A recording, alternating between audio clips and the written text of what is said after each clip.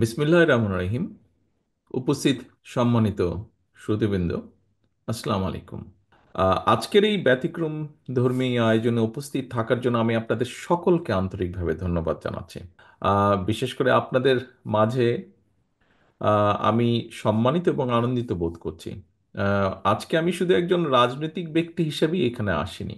আমি এসেছি এখানে একজন ভাই, বন্ধু কিংবা অভিভাবক হিসাবে আপনাদের পাশে দাঁড়ানোর প্রত্যয় নিয়ে, এবং আপনাদের প্রতিভা এবং আত্মনির্ভরশীলতা বিকাশে আমার ব্যক্তিগত রাজনৈতিক দায়বদ্ধতার জায়গা থেকে আজকে আমি আপনাদের পাশে দাঁড়ানোর চেষ্টা করেছি বা এখানে আমি উপস্থিত হয়েছি।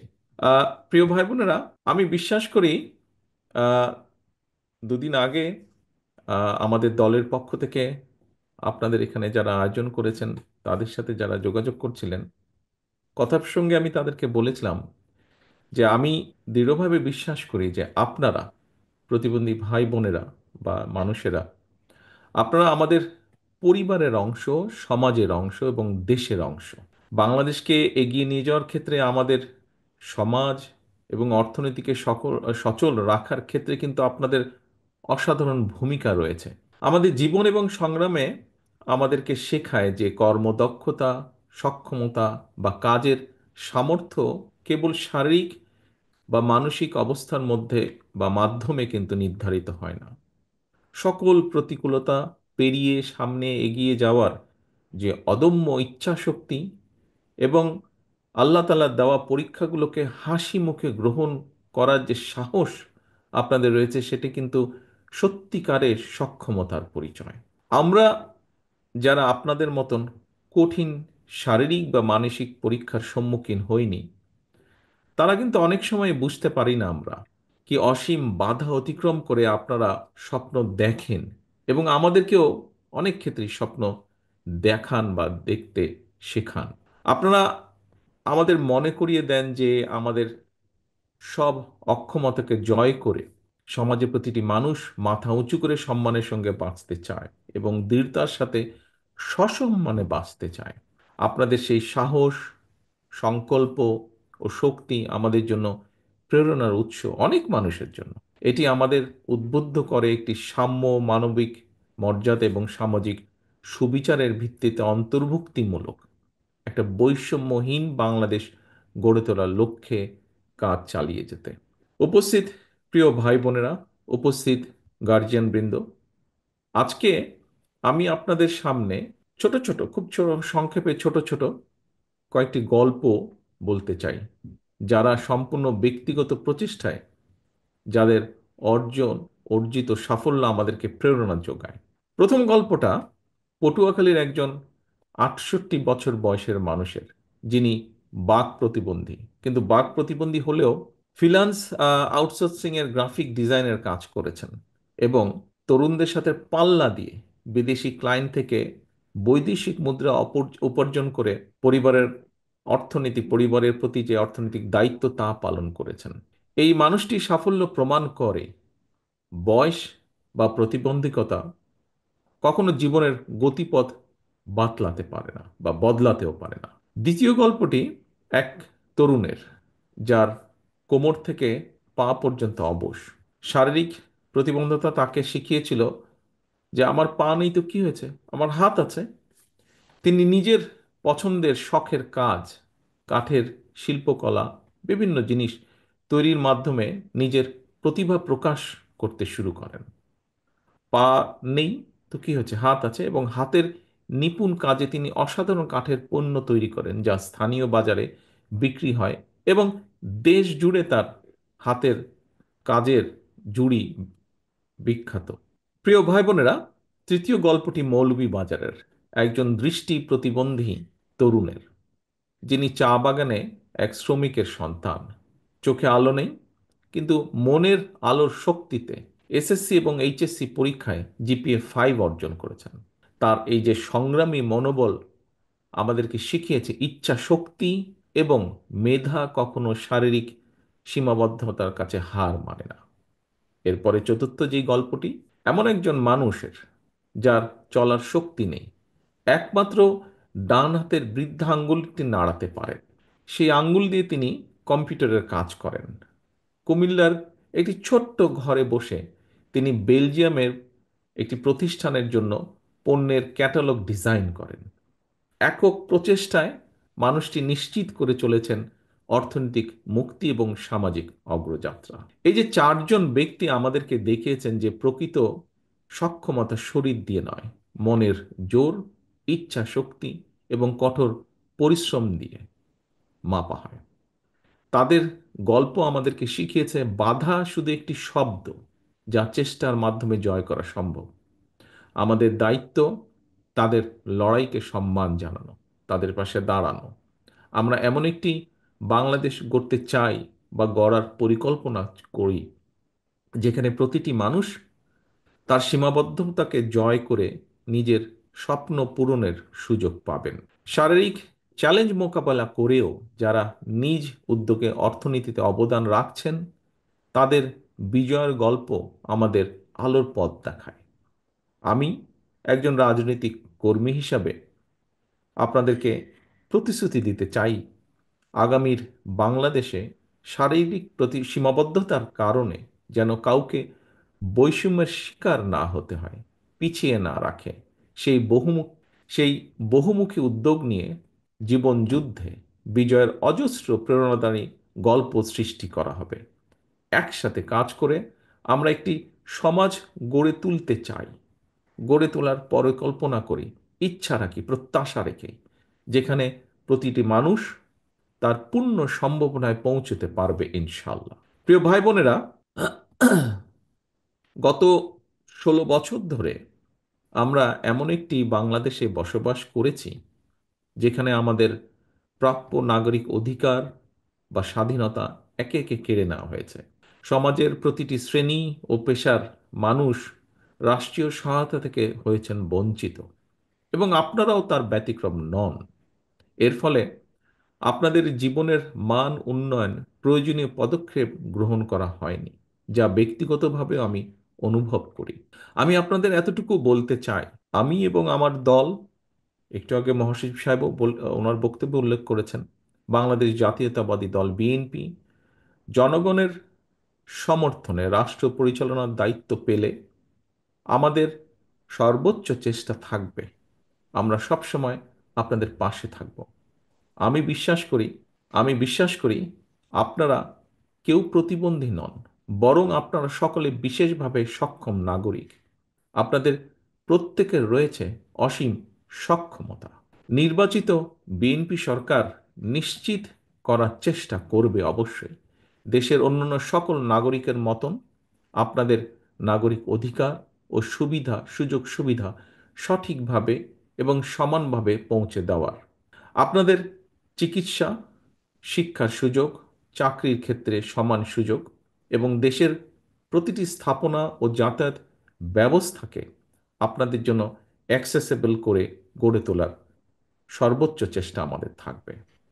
আজকে আপনাদের এখানে যারা বক্তব্য রেখেছেন, তার থেকে আমি উপলব্ধি করছি যে আমাদের হয়তো মনে হয় বাংলাদেশের, আমাদের মানে আমার যেটা মনে হয়েছে আপনাদের যারা বক্তব্য রেখেছেন সকলের কথা থেকে, আমাদের এই মুহূর্তে বাংলাদেশে অনেক কিছুই এখনো আপনাদের জন্য ফেয়ার নয়। অনেক জায়গায় আপনাদের অ্যাক্সেস দেওয়া হয় না, প্রয়োজনীয় সুযোগ সুবিধা থেকে বঞ্চিত করা হচ্ছে এবং হয়তো উপেক্ষিত হন আপনারা অনেক ক্ষেত্রে।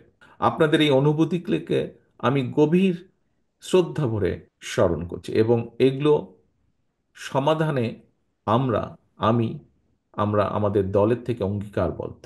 নতুন আইন প্রণয়ন, বিদ্যমান আইনের সঠিক বাস্তবায়ন, বরাদ্দকৃত অর্থের পরিমাণ বৃদ্ধি কিংবা সেই অর্থের সুষম বন্টন, যেভাবেই হোক আমাদের চেষ্টা থাকবে আপনাদের অধিকার ও সুযোগগুলোকে নিশ্চিত করার। আমাদের লক্ষ্য, আগেই বলেছি, এমন একটি বাংলাদেশ গড়ে তোলা যেখানে প্রত্যেকের জন্য সমান ন্যায্যতা এবং একটি ফেয়ার শেয়ার নিশ্চিত করা। এবং সেই লক্ষ্যেই কিন্তু আমাদের সাথে আপনাদের আজকের এই মত বিনিময় অনুষ্ঠান। আমাদের প্রতিশ্রুতি হলো বিশেষ চাহিদা সম্পন্ন ব্যক্তিদের জীবনের মানোন্নয়নে দৃঢ় পদক্ষেপ গ্রহণ করা। যার ভিত্তি হবে অর্থনৈতিক স্বাবলম্বিতা, সামাজিক সক্ষমতা এবং মানবিক মর্যাদা নিশ্চিত করা। আমরা একটি স্বতন্ত্র, যেটি আমাদের চিন্তার মধ্যে আছে, একটি স্বতন্ত্র অধিদপ্তর প্রতিষ্ঠা করার উদ্যোগ নেওয়া, যা যা প্রতিবন্ধী ব্যক্তিদের, প্রতিবন্ধী ভাইদের, বোনদের জন্য সুনির্দিষ্ট কার্যক্রম পরিচালনার পাশাপাশি বিভিন্ন মন্ত্রণালয় বা বিভাগের কার্যক্রম সমন্বয় করবে। এখানে বেশ দু একজন বক্তা উল্লেখ করেছেন, প্রসঙ্গক্রমে আমিও বলতে চাই যে আপনাদের অনেকেরই হয়তো জানা আছে যে 2001 সালে তৎকালীন বিএনপি সরকার, দেশনেত্রী খালেদা জিয়ার সরকার, বাংলাদেশে রাষ্ট্রীয়ভাবে প্রতিবন্ধীদের ভাতা প্রদান শুরু করেন। যদিও পরবর্তী সেই সরকার সেই ভাতাকে দ্রব্যমূল্যের ঊর্ধ্বগতির সাথে সামঞ্জস্য না রেখে শুধুমাত্র তাদের দলীয় কর্মীদের মাঝেই বিতরণ করে লুটপাট করে নিয়েছে। অর্থনৈতিক বাস্তবতার সাথে সামঞ্জস্য রেখে আমরা প্রতিবন্ধী ব্যক্তিদের বা ভাই বোনদের জন্য ভাতার পরিমাণ বাড়িয়ে, যার একটি দাবি এখান থেকে এসছে, বাড়িয়ে তা ন্যায্যভাবে পুনর্নির্ধারণ করতে চাই আমাদের পরিকল্পনার ভেতরে।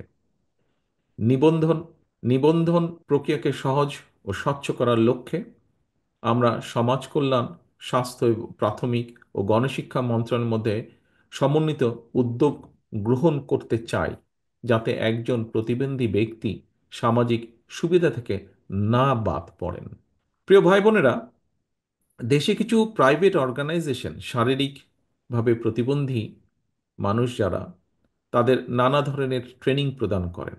তবে এই ট্রেনিং শেষে চাকরির ব্যবস্থা করতে গিয়ে এই মানুষগুলোকে হিমশিম খেতে হয়, এবং সে কারণে এই সমস্যার সমাধানে আমরা কিছু উদ্যোগ গ্রহণ করতে চাই, যাতে দেশের বড় বড় বড় বড় ব্যবসা প্রতিষ্ঠানগুলো একটি নির্দিষ্ট শতাংশ শারীরিকভাবে চ্যালেঞ্জ ব্যক্তিদের নিয়োগ করতে উৎসাহিত হয়। উদাহরণস্বরূপ, বিশেষ চাহিদা সম্পন্ন ব্যক্তিদের নিয়োগ করলে রাষ্ট্রের পক্ষ থেকে ব্যবসা প্রতিষ্ঠানগুলোকে কিছু ট্যাক্স সুবিধা বা কমপ্লায়েন্স সার্টিফিকেট প্রদান করার একটি চিন্তা আমাদের ভেতরে আছে। সুবর্ণ নাগরিক কার্ড নামে যে তথাকথিত একটা কার্ড রয়েছে, এটিকে গতিশীল করে আমরা এর আওতায় স্বাস্থ্য, বীমা, শিক্ষা, বৃত্তি, পরিবহন ডিসকাউন্ট সহ অন্যান্য সামাজিক সুবিধা প্রদান করতে চাই, এরকম একটি চিন্তাও রয়েছে আমাদের মধ্যে। বিশেষ চাহিদা সম্পন্ন ব্যক্তিরা যাতে অর্থনৈতিকভাবে, যার যেই বিষয়টি আপনাদের অনেকের বক্তব্য থেকে তুলে নিয়ে এসেছেন আপনারা, এবং আমিও দৃঢ়ভাবে যেটি বিশ্বাস করি, যে এই মানুষগুলো যাতে অর্থনৈতিকভাবে স্বাবলম্বী হতে পারেন, আমরা তার জন্য বাস্তবসম্মত ভোকেশনাল এবং টেকনিক্যাল ট্রেনিংয়ের ব্যবস্থার পরিকল্পনা আমরা রেখেছি আমাদের চিন্তাভাবনার মধ্যে। বিশেষত আউটসোর্সিং, ডাটা প্রসেসিং, ফ্রিল্যান্সিংয়ের ক্ষেত্রে বিশেষ চাহিদা সম্পন্ন মেধাবী তরুণ তরুণীদের জন্য সুনির্দিষ্ট কারিগরি এবং কাঠামোগত সুবিধা প্রদানের পাশাপাশি ট্যাক্স ওয়েভার এবং ওয়ার্ক স্টেশন সৃষ্টির সুযোগ কার্যকরভাবে আমাদের বিবেচনায় রয়েছে। অন্যান্য ক্ষেত্রেও উদ্যমী এবং সফল প্রতিবন্ধী ব্যক্তিদের জন্য সহজ শর্তে বিশেষ ঋণ সুবিধা প্রদান করে উদ্যোক্তা সৃষ্টির একটি আহ, পরিকল্পনাও আছে আমাদের এখানে। প্রায় কথাই প্রায় ব্যক্তি যারা বক্তব্য রেখেছেন, একটি কথা সকলেই বিশেষভাবে উল্লেখ করেছেন, আমিও, আমাদের চিন্তার মধ্যেও সেটি আছে। সেটি হচ্ছে গণপরিবহন। আমরা গণপরিবহন এবং বিভিন্ন সরকারি বেসরকারি স্থাপনাকে প্রতিবন্ধী ব্যক্তিদের জন্য উপযোগী করে গড়ে তোলার লক্ষ্যে একটি সমন্বিত পরিকল্পনা গ্রহণ করতে চাই। পাশাপাশি সরকারি চাকরিতে এই সকল মানুষেরাদের জন্য একটি নির্দিষ্ট অংশীদারিত্ব নিশ্চিত করার একটি পরিকল্পনাও আছে আমাদের ভেতরে। প্রিয় ভাই বোনেরা, প্রতিবন্ধী শিশুদের শিক্ষার বিষয়টি শিক্ষা মন্ত্রণালয়ের অধীনে আনার বিষয়টি বিবেচনা আমরা অবশ্যই করব, যেই বিষয়টি এখানেও বোধহয় কয়েকজনের বক্তব্যে উঠে এসেছে। বিশেষ করে তাদের স্বাস্থ্য সেবা বিদ্যমান স্বাস্থ্য ব্যবস্থার মধ্যে অন্তর্ভুক্ত করার জন্য কাজ করতে আমরা চাই। তাদের জন্য ফাস্ট ট্র্যাকে সেবা প্রদান, প্রায়োরিটি সলিউশন এবং বিভিন্ন অ্যাডমিনিস্ট্রেশনের নির্দিষ্ট অংশ সংরক্ষণের পরিকল্পনা আছে আমাদের। বিচারিক প্রক্রিয়া প্রয়োজনীয় সংস্কার এনে এই মানুষগুলো ন্যায্য বিচার পাওয়ার সুযোগ কিভাবে আরো বৃদ্ধি করা সম্ভব হয় সেটি আমরা চিন্তা ভাবনা করছি। আমাদের দল জনগণের সমর্থে সরকার গঠনে সক্ষম হলে জেলা পর্যায়ে বিশেষ করে বিশেষ চাহিদা সম্পন্ন শিক্ষার্থীদের জন্য বিশেষায়িত স্কুল প্রতিষ্ঠার পরিকল্পনা আছে আমাদের পরিকল্পনায়, যেখানে সাইন ল্যাঙ্গুয়েজ, ব্রেইল সহ ইনক্লুসিভ এডুকেশন আধুনিক পদ্ধতির অন্তর্ভুক্ত করার চেষ্টা থাকবে। পাশাপাশি কারিগরি ও পেশাগত শিক্ষার মাধ্যমে কর্মজীবনে প্রবেশের সুযোগ কিভাবে তৈরি করা যায়, এই মানুষগুলো জন্য স্কলারশিপ ও প্রয়োজনীয় শিক্ষা উপকরণ সরবরাহ বিষয়টি আমাদের বিবেচনায় আছে। স্বাস্থ্যসেবার ক্ষেত্রে আমরা প্রতিটি জেলা সদর হাসপাতালে বিশেষায়িত স্বাস্থ্যসেবা ইউনিট স্থাপনের চেষ্টা করব, যেখানে শারীরিক থেরাপি, মানসিক স্বাস্থ্যসেবা এবং প্রয়োজনীয় চিকিৎসার আধুনিক সুবিধাগুলো থাকবে বলে আমরা প্রত্যাশা রাখি। আমরা প্রত্যন্ত অঞ্চলে বিশেষ চাহিদা সম্পন্ন জনগণের জন্য মোবাইল হেলথ ক্লিনিক চালুর একটি উদ্যোগ গ্রহণ করতে চাই। সহায়ক উপকরণ তৈরির জন্য যে বিষয়টিও এখানে উঠে উঠে এসেছে বক্তব্যে, উপকরণ তৈরির যে কারখানাগুলো সেগুলো দেশেই স্থাপন করা এবং আমদানি ক্ষেত্রে যদি সম্ভব হয় অবশ্যই সেক্ষেত্রে কর মওকুফের চিন্তাটিও বা কর কমিয়ে আনা চিন্তাটিও আমাদের পরিকল্পনার ভিতরে রয়েছে। গুরুতর প্রতিবন্ধী ব্যক্তি, তাদের জন্য নিবিড় পরিচর্যার একটি বিষয় আছে, বিশেষ করে এলডারলি পার্সন যারা এই ধরনের। আমাদের অন্যতম একটা লক্ষ্য থাকবে বিশেষ চাহিদা সম্পন্ন শিশুদের সুপ্ত প্রতিভা বিকাশ নিশ্চিত করা। ড্রয়িং, আর্ট, মিউজিক, স্পোর্টস, এই সমস্ত ক্রিয়েটিভ এবং ইনোভেটিভ অ্যাক্টিভিটিস তাদের জন্মগত দক্ষতা ও শেখার আগ্রহ অনুযায়ী প্রশিক্ষণ ও স্কিল ডেভেলপমেন্ট প্রদান করা আমরা করতে চাই। আমরা প্রান্তিক থেকে কেন্দ্রীয় পর্যায় পর্যন্ত আমরা তাদের খেলাধুলার সিস্টেমেটিক ডেভেলপমেন্ট এবং টুর্নামেন্ট আয়োজনের মাধ্যমে প্যারা অলিম্পিকে ভালো ফল অর্জনের সহায়তা করা বা সহযোগিতা করার একটি পরিকল্পনা আমাদের সমষ্টিগতভাবে দলীয়ভাবে আছে, ব্যক্তিগতভাবে আমারও এটা আছে। স্পোর্টস, ডিবেট, সায়েন্স ফেয়ার সহ বহুবিধ সহশিক্ষা কার্যক্রমে সরকারি পৃষ্ঠপোষকতার পাশাপাশি প্রাইভেট স্পন্সরশিপ কিভাবে তৈরি করা যায়, সুযোগ সৃষ্টি করা যায় সেটিও আমরা বিবেচনায় রেখেছি। প্রিয় সুধীবৃন্দ, আমরা বিশেষ চাহিদা সম্পন্ন ব্যক্তিদের জন্য একটি মর্যাদাপূর্ণ, সক্ষম এবং সমৃদ্ধ সমাজ গড়ে তুলতে চাই। আমি ও আমার দল বিএনপি উপলব্ধি করি আমরা আপনাদের সমস্যা ও কষ্টগুলো বাস্তব এবং গভীর। আপনাদের মনে রাখতে হবে এই বাস্তবতায় আপনারা একা নন। আমরা সবসময় আপনাদের পাশে আছি, আপনাদের পাশে ছিলাম, ইনশাল্লাহ আপনাদের পাশে আমরা থাকব। কারণ আপনাদের প্রতিবন্ধকতা আমাদের সবার প্রতিবন্ধকতা। আমি ব্যক্তিগতভাবে বিশ্বাস করি, আমরা সকলে বিশ্বাস করি, আপনাদের পেছনে রেখে আমরা কখনো এগিয়ে যেতে পারবো না, আর এগোতেও আমরা চাই না। আমরা সবাই মিলে একসাথে যে গণতান্ত্রিক বাংলাদেশ গড়ে তুলব সেটি হবে সবার জন্য ফেয়ার, সবার জন্য ইনক্লুসিভ, সবার জন্য বসবাসযোগ্য এবং সবার জন্য উপভোগ্য যেন হয়। আসুন আমরা সবাই মিলে একটি গণতান্ত্রিক বাংলাদেশ গড়ে তুলি, যার ভিত্তি হবে বৈষম্যহীন, অন্তর্ভুক্তিমূলক এবং উদার তান্ত্রিক সমাজ নির্মাণ। আপনাদের কল্যাণ এবং সাফল্য আমাদের অগ্রাধিকার। আল্লাহ হাফেজ। বাংলাদেশ জিন্দাবাদ। বাংলাদেশ জাতীয়তাবাদী দল জিন্দাবাদ।